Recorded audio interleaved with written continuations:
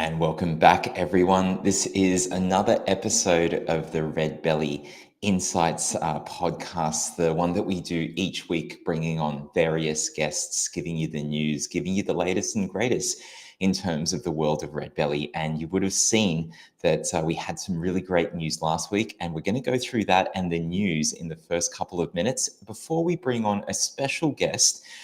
As you know, we've had the great announcement that Redbelly Network was selected to be one of the selected networks for Project Acacia. This is the Reserve Bank of Australia's central bank kind of pilot, working together with the Digital Finance CRC, that stands for Cooperative Research Centre. The finance one, there's a healthcare one, there's other ones out there, but this is really important because it shows government and industry and startup and other corporate collaborations. So first of all, I'm going to go now and share my screen. So you can see here, firstly, this is the announcement that was out there. So we've got Project Acacia, the RBA and DFCRC announced the chosen industry participants. There were 24 use cases, and that was across 19 pilots. So that's where real money is actually involved. So people wonder, oh, it's a test.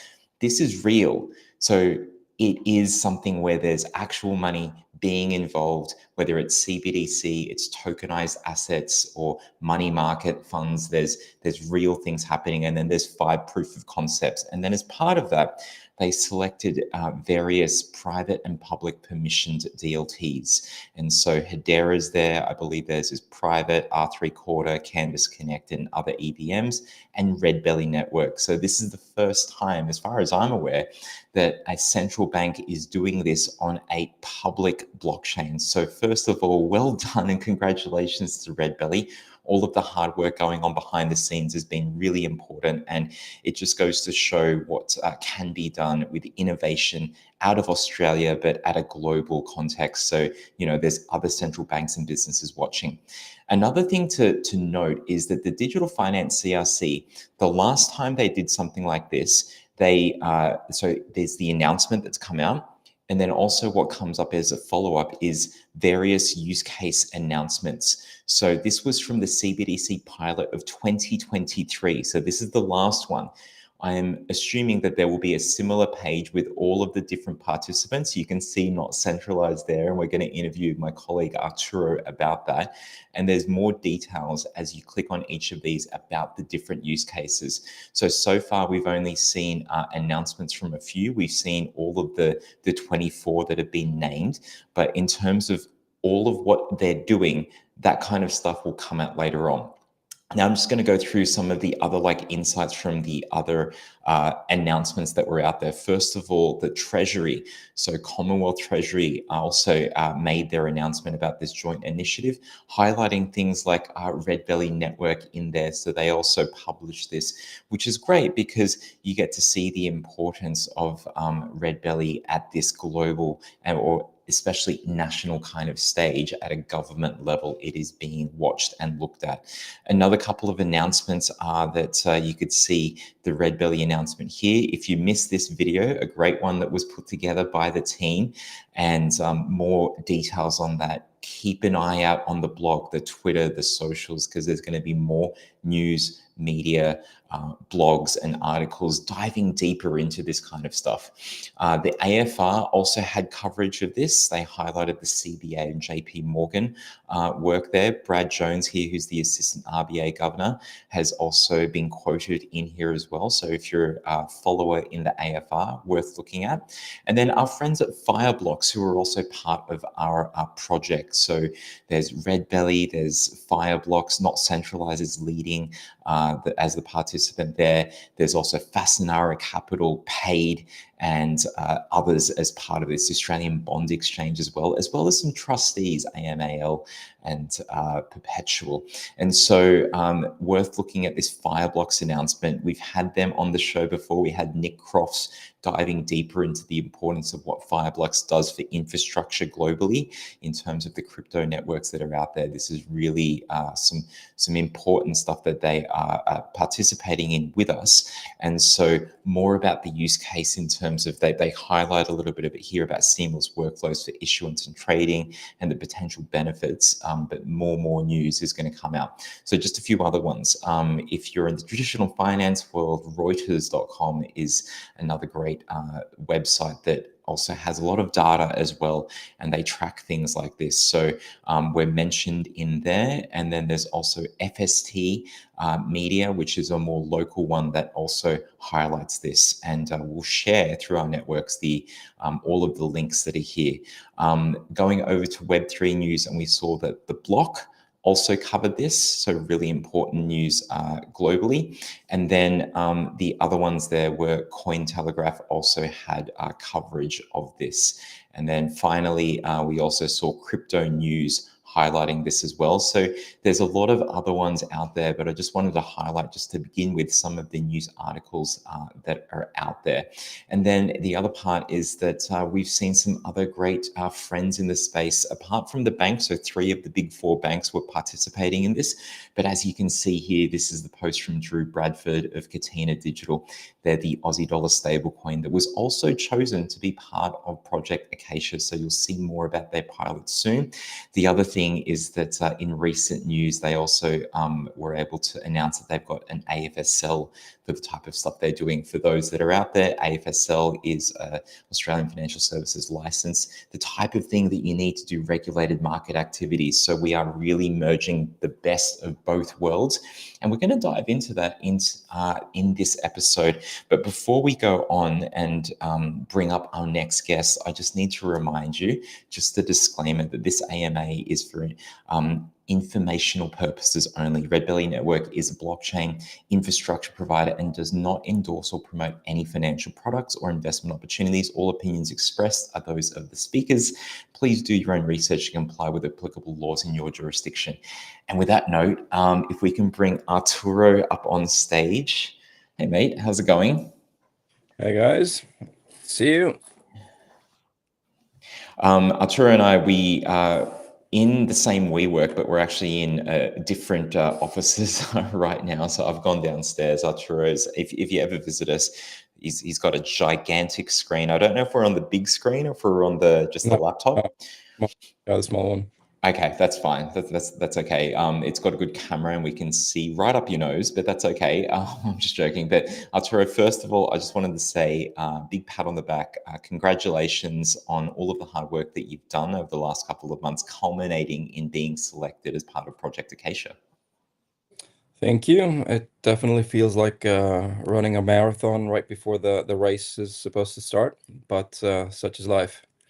Exactly. There's all the prep work that you do beforehand, and all of that. It leads to something like this, which is like where the fun really begins.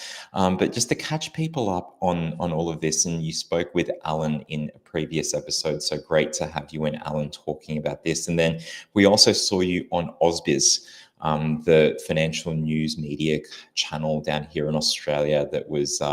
I think it's got like 80,000 plus subscribers, so it's no mean feat to get on a show like that. But let's do a quick refresh for those that may just be playing catch up. Maybe they were on holidays or something like that. But for anyone that's tuning in for the first time, can you briefly explain what the pilot is about and why is this so significant?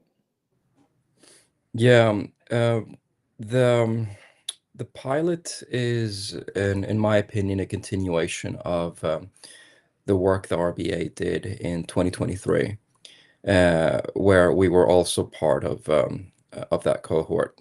Back then, the sole purpose was to understand how you effectively build up, create a CBDC, how you set up your entire network. It was a private network that they chose to run on. It was not a programmable network because they didn't want to add additional technological complexity. And the exercise was, let's call it, a combination of both legal, regulatory, but also engagement, understanding. Like, how do we do that? In that scenario, we had to bridge the token to be able to apply programmability and do work with it. This time, the RBA went out and said, well, let's expand the scope. Let's make it a little bit more commercial. Let's understand how it actually affects industry, not how they are meant to be uh, doing things, let's say. So it's less of an internal exercise and more of an external exercise right now, with the sole purpose of understanding what tokenized markets could look like and how they can support those markets. So it's wider than CBDCs.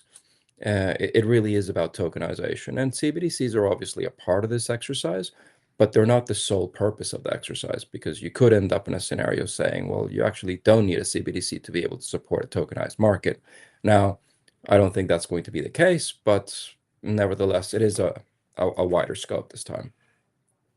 Yeah, I agree that there is that wider scope. And you mentioned CBDCs. There, that is one of the things that people will often hear about first when they hear central bank and then something to do with digital currencies. And there's the CB and the DC thing right there. But as you mentioned, it is not just that. And these are assessments. Like, we're doing these different tests, the different pilot participants, the 19 doing real money stuff. And I think that's a phrase that is lost on people sometimes, that they think that this is just a test. And as I mentioned earlier in the show, this is real money. And in some cases, there's going to be significant amounts of money that are being pushed through a test like this. This is not just I'm sending you $1 and you're sending something back to me. What do you think? Yeah, the next question is about moving the needle, like, and things that you've seen like happen we're not even actually, we're probably a week. This is a week exactly plus 1 hour and 12 minutes since the announcement last week at 10 a.m. But what do you think has kind of moved the needle in terms of the stuff that you've observed since the news came out? Well, it's definitely focus and interest, because people realize that this is a real thing. I think it's also important to set the pilot in context over what it is that we as a community are trying to achieve, because this this is a pilot. It does deal with real money, so it is a big, ambitious pilot. But nevertheless, officially, it is a pilot, and the RBA are treating it that way. Now, for us, the importance of the pilot is that it acts as a catalyst towards the bigger, broader goal, which is open capital markets infrastructure. And that's one of the reasons why we prioritize working with Redbelly, that has that ethos of building up open capital markets. And what the pilot does is that it effectively catalyzes, and it gives big organizations a forum to be able to collaborate and build out this infrastructure as it's needed. And it's really, really rare, because typically these massive organizations, they're highly competitive, so they rarely collaborate. And they, I mean, they rarely collaborate um, for big standard deals. They would much less collaborate for uh, deals that are much more speculative, right? And I'm calling it a deal because this is a live transaction. But nevertheless, it is a much more speculative transaction than the bread and butter that people do every single day. Even though we're executing a securitization flow with an asset-backed security, but just because we're doing it through different technologies, it means that it's non-standard. So if we go back to the importance of this exercise, it's that we have the biggest players in the market. We also have the central bank. We have a lot of vetting and information sharing, simply because of the nature of the participants. And when this pilot has been concluded, we have effectively run. Um, what we've done is that we've moved bread and butter massive business from traditional execution to on-chain execution, right? So it's an ambitious, but I think necessary type of exercise that happens rarely, simply because it allows us to do real money It allows us to collaborate with the biggest participants in the markets, and it allows us to show them how the deals that they execute on a day-to-day basis are streamlined and just made better because we're using these new forms of technology. So it's fantastic. Like you couldn't have designed it better, to be honest. The whole thing. Yeah, I think with one of the things that we've seen working in business across emerging tech, whether it's the stuff we've done in the data science space in the past, and when some folks may not remember, but you and I used to work together in investment banking, and we would do a lot of data insights and research on macroeconomics and microeconomics and a lot of market data, and try to sell that to some large hedge funds, some successfully, some not so much. But what you alluded to before there was basically that what this is becoming is a reference case. So even though, yes, it's a pilot, but it's got real money. Yes, it's a pilot, but we've got some significant players. If people look up all of these different players that are part of our pilot, they are all significant in their own ways. They are not just minnows or startups, basically. Mm. And then the other part is that with this reference case, having the government involved, if this was not if this was just like us coming together collaboratively, which is great if you can convince people to do so,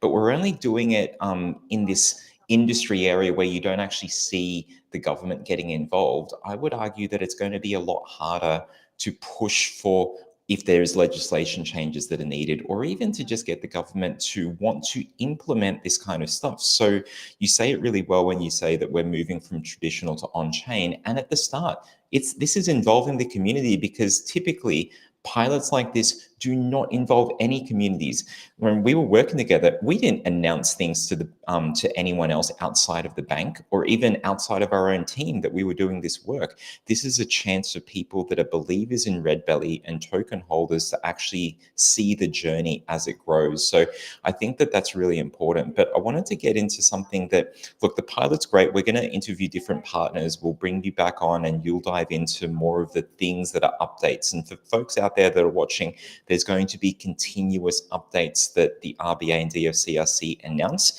But even more so, we're going to be doing that too as part of Redbelly. But going beyond this, because we're doing securitization for this, Arturo, but expanding the scope, this is the big first use case, an end-to-end value chain that you've spoken about before. But what other areas of capital markets would be on your radar for tokenization, given the success of something like this?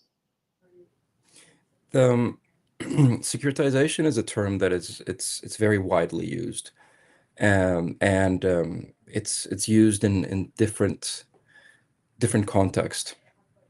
Now, what it means in general is that you are taking one asset or one form of value in one part of the ecosystem, let's call it the real world economy, and then you're financializing that and you're connecting it to capital markets, right? So what we're doing here is that we're taking invoices and their payments, and we're connecting that from real world economy use, construction payments, can be any form of payment, and then we're passing that through the standard flow of an asset pool through a trustee used as collateral for the issuance of a bond that is then purchased by investors in a capital market. Now, obviously, there's a lot of devil in the detail, and it's very nuanced, but at the end of the day, what we're doing is that we're transforming, let's call it dormant capital, or we're transforming an asset that doesn't have as much utility as it should, and we're giving it utility because we're representing that on on a on a on an infrastructure that is deeply connected, intertwined to a capital market, right? So if we talk about what are the next things, well, first off, there is enough to do in the securitization space, i.e., transforming the economy, moving the economy over to the blockchain to last a lifetime. But obviously, we're not going to do that alone, right? It's going to this is an ecosystem play, so we can actually have a conversation about once we've moved, let's call it receivables on chain, what more can we do? And here's where I think that the beauty of the open capital markets infrastructure idea comes to play, right? Because what we're doing is that we're creating an integrated ledger, right? It's a blockchain. Everybody's using the same blockchain in this scenario. Now, because we're using that integrated ledger, and effectively we're representing assets, securities, and so forth on this ledger, then all of a sudden we create this, you can think of it as a unified asset uh, register, right? So I can trade stock in country A. Sorry, I can buy bonds in country B, and then I could use those two as collateral to get a loan to buy even more assets in country C, because all of these different places are on the same register. Now that's a very, very, very big unlock.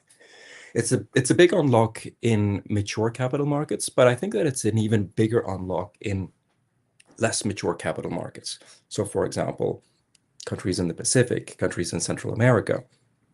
It's places that actually need to build up their capital markets, but can't do so because they just don't have enough liquidity, they don't have enough interconnectivity, and more importantly, um, the infrastructures are not necessarily safe enough from a financial crime point of view to make them investable. So there are a bunch of things, let's say, that become problems for them, that using these technologies, you can address using these technologies, right? Because you're integrating liquidity pools, you're adding utility to be able to buy things there, sell them over here, use them as collateral and so forth. And you're also doing so in a highly auditable environment, which means that financial crime becomes more difficult to execute when you're using this, which is of benefit to everyone that wants to build a mature market, right? Yeah, it's really interesting that you dive into these different nations where this kind of stuff can be used. I hope you had a good cough there. That looked pretty epic. But you uh, okay, so let's talk about mature markets. Mature markets, Australia is one. Australia is known as the lucky country because we have, as much as we might complain about it now, for the legacy systems that are out there, but they were cutting edge at the time, and we had been braced and guardrailed against things like the global financial crisis of 2008-9. We weren't impacted as much. We had good systems, and geez, that's almost 20 years ago that's happened. That's how old I feel. But like, even before How that, old you into the yeah, Yeah.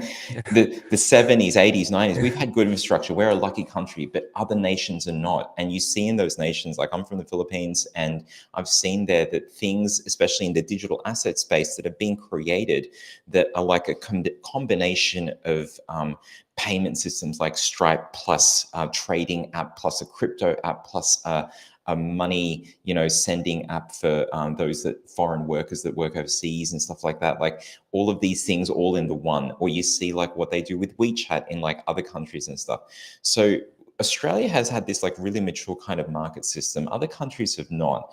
You mentioned like infrastructures evolving, from these single use cases into more broader like multi-asset ecosystems. Could you dive into that more, a little bit more about like what that looks like? So composability between payments and issuance and secondary markets.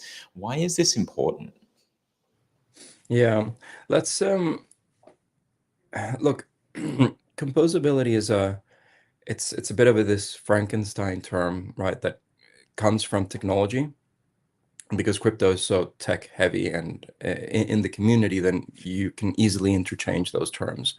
In pure finance or traditional finance, composability is not a word that we usually use that much. So putting that into context, it really goes back to being able to reuse assets, right? So for example, if I have real estate, then that real estate has value. It just takes time to unlock that value, because if I'm going to sell it, unless it's in a really, really hot market, it's going to take time to sell. And you don't really know exactly where that price discovery is, because it's not an active market necessarily. And even if it is an active market, it takes time to settle on a real estate transaction, right? But at the same time, Usually you go to the bank and you get a mortgage and you can do a bunch of stuff, right? So you can use your house as collateral, but it's clunky. It's a difficult experience to go through. To use your house as collateral, it's a highly controlled exercise because banks will only allow you to use that collateral in certain circumstances. And on top of that, houses are not the only form of value that you actually have. So when we talk about composability, it's about making it simple for people that have things to allow others to accept those things as security, right? So then all of a sudden you can you could use that thing that you couldn't use before, and you could use this thing to get a loan to buy something else, or to secure a transaction that would perhaps need more liquid collateral, but the collateral that you currently have is not liquid, not only because of the properties of the actual asset, but because it's so clunky to actually get that liquidity, right? So that's what composability is about. Now let's take it a little bit more to the extreme end, right? There are there are many smaller nations where you have physical settlement of assets or of equity, right? So you can have the exchange, but the settlement is actually done on paper, right? So imagine if you had to go through a physical paper process every time you were going to use your assets for some form of financial activity, right? It would be really, really, really difficult. It is so difficult many times that people just don't do it, which is why you see that paper-based, let's call it economies or exchanges, are just not as mature. It's not because they can't be, it's just because it's too difficult to actually do that process, right? So the big unlock here is basically that it's much cheaper to deploy technology that is blockchain based than technology that is not, simply because there is so much precedent, right? You can see Uniswap, for example. Uniswap is I know that it's nuanced, but in principle, it's open source technology. And in aggregate, it has passed almost $3 trillion worth of volume through these mechanisms. So it's pretty proven, right? And if you want to set up an exchange on an AMM, it's basically trivial as opposed to needing to go and get a NASDAQ license to be able to, where, sure, NASDAQ, as many other technologies are, they're very expensive. They're expensive for a good reason. I mean, it's not easy to run an infrastructure that allows you to trade, several million shares in a very, very short period of time.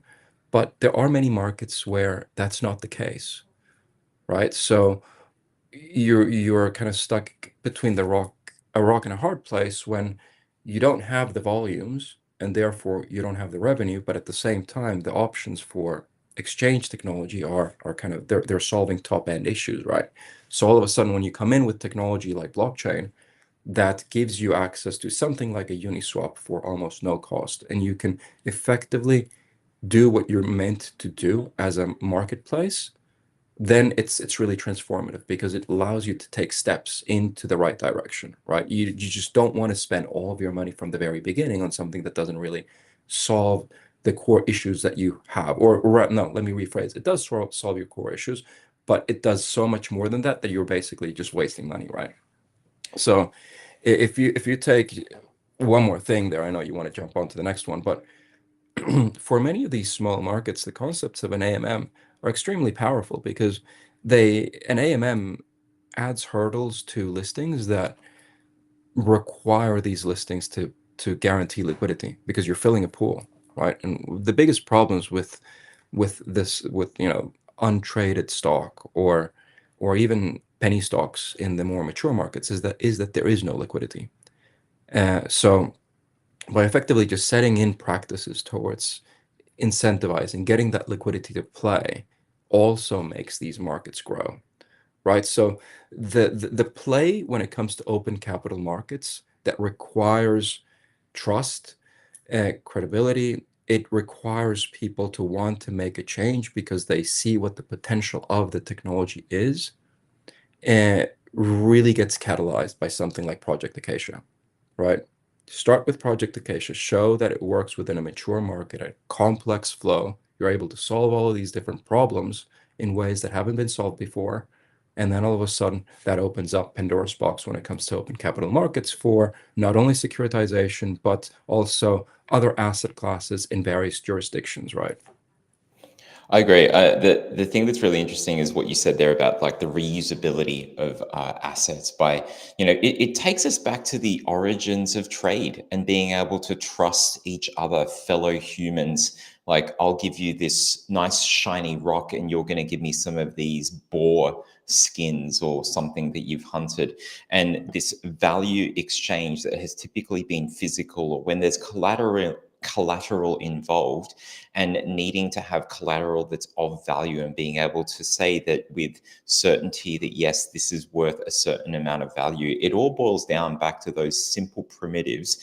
And what blockchain unlocks is the ability to take what would be very hard. Like, it's no doubt that you could almost have anything as collateral if there's agreed upon market for it. But as you said, a lot of this stuff is still kind of physical. Like, there's still things that where there's bearer bonds that are needed, paper-based certificates that are needed when you're exchanging things. But the Uniswap one is really interesting, right? Because there is a message out there for traditional capital markets folks that this is not blockchain. Oh, it's let's see how they go with the test. Guys, we've been testing, for the longest time already, and with something that's had $3 trillion of value pass through it, I would say that that is a pretty significant test. And doing things that they cannot do, like automated market makers, are not something that they traditionally have with systems like this that are via open source. And there's a lot more there into that we'll dive into. But let's go into unlocking liquidity in previously illiquid assets that you've alluded to. One of the big promises for tokenization has been that it will unlock this liquidity. It doesn't happen automatically, though. But can you give a concrete example of an asset class that becomes significantly, say, more accessible once it is on chain? Well, I think I'll try to answer that and a question that I see on the chat here. First, regarding that question, we don't have visibility over the other use cases that are in Project Acacia yet. But the one that we're running at NotCentralised is the securitization use case that we've mentioned before. And that is, in a way, an answer as well to mark the question that you posed before, which is what type of things are we unlocking? Well, imagine if you're running a business and obviously you're invoicing a lot and you need access to capital. Um, you know, invoice factoring has been around for a very long time. It's nothing new, but it's not easy. It's an onboarding process. And when you onboard one provider, you probably don't onboard two separate providers, right? So you're kind of locked in. And that locking in also means that the terms that you get are probably not going to be the best because there's no incentives for your providers to better their game, because it is a thing to move from one provider to the next in these standard scenarios, right? So on the other hand, what we're showing in this use case is that if I issue an invoice through this open technology, then in principle, anybody that has an asset pool that is willing to take my invoice is a place where I can go and factor that invoice. And setting up these asset pools is much easier, not from a regulatory standpoint, because those rules are already set, but from a technology deployment interconnectivity standpoint, it's not an easy thing to do to set up an asset pool where you can accept invoices, for example. And that's effectively what we're doing, right? We're creating this reference implementation where we have a business, they have invoices, we have a trustee and an asset pool they can set up. It's very easy for them to set up another pool, or for another trustee to set up a third pool. And because all of this uses standardized technologies that are also interconnected because they're on that shared ledger, then For me, as an individual that wants to factor my invoice, I get choice, right? I can either move this, unlock the collateral, or unlock the value in the collateral that I have by either submitting that invoice to pool A, to pool B, or to pool C, right? Many things have value. It's just that we don't think of it that way because it's just so difficult to realize that value or even have price discovery, right? I think it's really really important what you mentioned there, that people, what we traditionally have as value like right now are only those things that are liquid, and having them put on chain, and not just put on chain, because we've seen many other projects, right, like that just put things on chain, but then there's no legal recourse, there's no legal ownership of that. I can put anything on chain and just say, hey, RWA dot, XYZ, go list this. Look, I've got TVLs completely on chain. Sure, nothing actual real world of consequence has moved in terms of the needle. There's no workflows that have been improved or anything, but they still list it. That's not value, like that's not valuable. And I would argue that there's severe repercussions for outside the industry looking in if all they see is just this thing. It's like when NFTs happen and people saw that, oh, there's an NFT and there's a picture, but then I can just change the URL where that picture is pointing to. So is there real value there? Like, they will look on from the outside. The majority that are yet to come in will look kind of negatively at this if we don't do things the right way. And I think I need to stress that importance here. But you mentioned like the reusability, sorry, reference use cases. Can you just dive into that a little bit more? Because I think that's a really valuable thing that Project Acacia, various pilots, but especially ours, because we're biased with Redbelly, why is it important to have like a reference use case? What does that unlock for different projects that we can do in future? Reference use cases, in the same way as reference implementations in technology, they, in my mind, my opinion, they play a central role simply because they they're not a design, right? They're an actual implementation that works. And that sets the stage to be able to iterate from that reference implementation and adapt that reference implementation to other needs, right? So it's very easy to go out and say, oh, but I could just create an NFT out of an invoice and I can create an asset pool and I could do something like Aave or do something like Uniswap and put those things together and so forth. And you see the big picture and it kind of makes sense. But to actually do it it's very different, right? Because then you start understanding, well, what are the actual requirements that the person that owns the invoice has? Do they want to show that value, or do they require privacy, for example, right? Do we need to have some form of ZK technology on top of the stack, or can we just use transparent token means like the standard ERC tokens? Second of all, if you're a trustee, for example, and you run a proper securitization flow where you have a waterfall, you have very strict requirements over how to manage and how to do the classification of payments within that waterfall and how to manage that entire process. None of that is typically taken into account in the existing, let's call it, blockchain projects that have tried to do securitization, simply because most of those projects are built out in scenarios where you're like, okay, I understand the principles, I understand what needs to happen, I'll build out the technology, and hopefully somebody's going to use it, right? Usually that doesn't happen. So the incredible thing with things like Project Acacia is that they allow us to catalyze a value chain where this value chain has requirements that they don't share, but now they are, right? Because now they understand that we need to collaborate to be able to achieve this thing. And they're informing the reference implementation for how you actually execute a real world securitization transaction.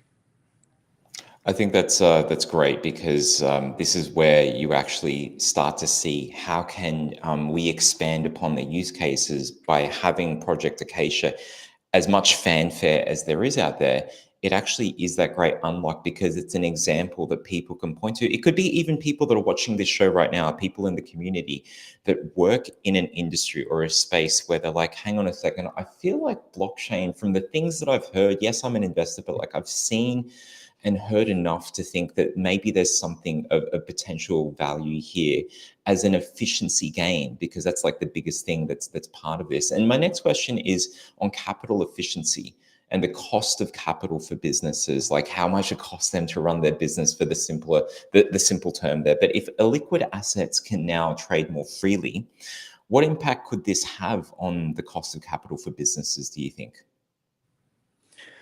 Well, I'll give two answers, one in the micro and one in the macro. On the micro side, the cost of capital for invoices is effectively the cost of factoring them, which is relatively high.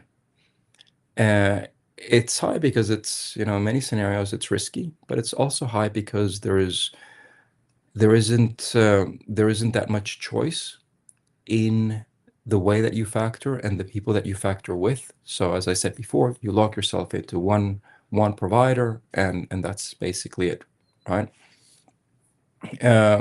So by opening up a market where you have more choice over how you put your asset to use, then all of a sudden you get a more balanced price. Let's say there's more price discovery, there is more supply and demand in the whole equation, right? So that's on the micro. For every business, this has a very strong effect because every single business needs to manage their cash flows. Every single business has payables, has receivables, and part of your work in running that business is to balance those things out. And it's really difficult because, time is not always matched. So you have that duration curve, let's say, in every single business. It's just that you don't think of it that way. Duration is typically something that you deal with in fixed income, but that's, it's not much more different. In the macro, when it comes to cost of capital and capital efficiency, I think that we can just take the largest exchanges that we have, right? I mean, these exchanges, they sit with several, I think that now in aggregate, it's hundreds of billions of dollars that are there waiting to secure collateral risk, or sorry, settlement risk. It's collateral sitting there for settlement risk, right? So let's just assume that you need to have a collateral pool to secure the settlement risk in a T+2 environment of, let's say that it's just $100,000. It's actually several $100 billion, but let's just say it's $100,000. On a yearly basis, if interest is 5%, right, then you're paying $5,000. That cost of capital to secure the transaction is costing the ecosystem $5,000 a year. Now remember that there are a few more zeros after that, right? So in reality, cost of capital is a function of both risk and time, right? So what are we doing? We're addressing operational risk to a large extent, because simply because blockchain rails are much more efficient than traditional fragmented rails. We are able to minimize reconciliation risks. We're even able to get to the point of atomic settlement. Obviously, that has an operational role, but not only does it have an operational role, it also affects time, because instead of waiting T+2, you have atomic settlement. So it's not only instant, it's atomic, but let's focus on the instant part, which means then that you don't need to have all of this capital just sitting there waiting for an error over those 2 days. That, if you don't have atomic settlement, but instant settlement, you would know straight away if there has been a settlement problem. Today, You wait 2 days to know if there's a settlement problem, right? But again, it's not only instant, it's also atomic, which means that it either happens or it doesn't, which then means that you actually don't have settlement risk, right? So there's so many different places of Yeah. inefficiency because of operations and time that we're addressing that it's incredible. I mean, even with traditional exchanges and the whole clearinghouse, which is, put simply, something that is needed because we don't have settlement systems like this where we can instantly see whether just a two-party trade or a tri-party or something like more detailed and complex.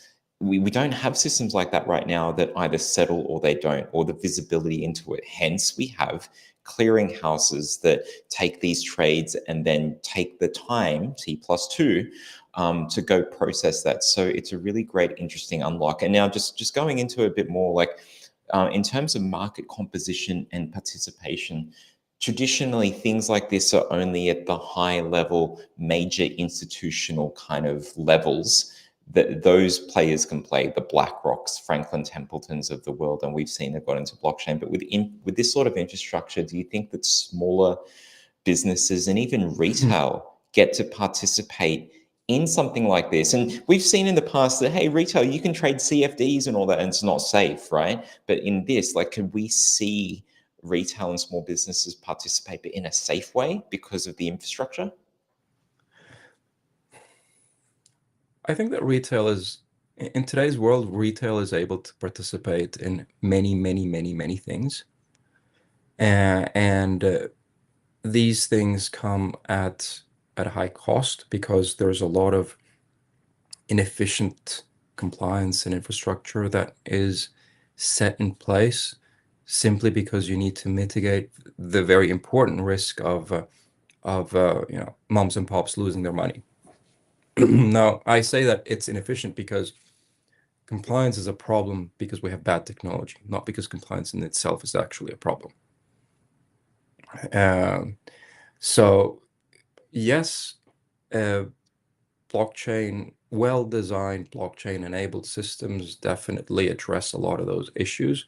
So they could decrease the cost of capital for retail individuals to access these products.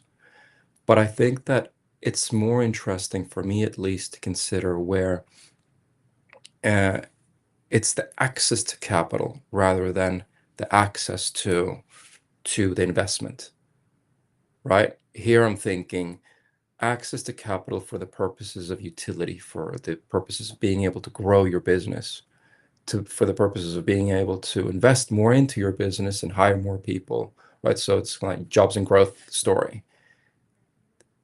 This thing, this technology, or this, let's not even call it technology, this new way of doing business in general, what it does is that uh, it enables much more nimble, pointed and adjustable mechanisms for people in the lower end of town, smaller businesses, to get access to financial markets or get access to capital markets, right? And I think that that's really what is the big unlock. It's not about letting people that shouldn't be trading things that they don't know how to trade. It's more about letting people have access to financial engineering that has benefited, institutions for many, many, many years, but is just not accessible to smaller businesses that just don't have the volumes, don't have the legal capability to execute these things, right? I think that a lot of that has been in the past what they would call information asymmetry. Basically, that the larger instos know much more about the risks and how to mitigate them and how to protect themselves versus mom and dad kind of retail traders. But in a future world, and even the world that we've got right now, not in the future, just right now, we've got tools that actually help make things more understandable. Generative AI helps with that. And you said it there, like that's great for the politicians that may be watching and very important to have them on board, which is it's a jobs and growth story. This is not doing it for the sake of doing the tech. This is actually providing, if done the right way, And I'm talking not crypto for just shilling and saying buy my token, but there's nothing behind it. This is like buy into this future of infrastructure. Like if you had the opportunity to get into like what Apple was creating, what Amazon was creating way back in the day. Looking forward, crystal ball, just like while we've got the last 10 minutes here, thinking about the future, right? When you unlock liquidity in one market, it inevitably touches others. Do you see a future where tokenized assets will flow seamlessly across jurisdictions? Yes, yes, and that's already happening, and that's actually one of the bigger problems that regulatory bodies have, right? It's the jurisdictional issue. So this is one of those the improbable yet real things that crypto was able to do. It was able to boil an ocean from the very beginning, i.e., create global currencies in no time. Nobody was really expecting it because it just shouldn't have happened, but it did. So global markets done. Like that's already proven. Um, Now, I think that if we go a few years in the future, what's really interesting is that we can achieve the same level of cross-border efficiencies, but in a compliant way, in a jurisdictionally compliant way, and even cross-jurisdictionally compliant way. And those like that work is already happening. I think also that I want to really highlight that when we think about the real value for the economy, it's that again, stay away from value for retail investors. Like it's there, but that's very nuanced and it can quickly become dangerous, right? On the other hand, if we think of the super industry here in Australia, it's what is it, $3-4 trillion industry. 4 trillion, it's the fourth biggest in the world, but because we're supposed to put in 12.5% as Yeah, employers, it's now going to projected grow to the second biggest pension fund pool in the world behind the United States. yeah. So there you go. And at the same time, um, it's really difficult to raise capital here in Australia as a startup, right?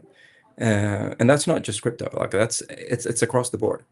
It's AI and all these different things. And the problem there is because this super money, the mandates for the super money are not growth; they're capital preservation, right? It's effectively meant for you to be able to live off when you retire.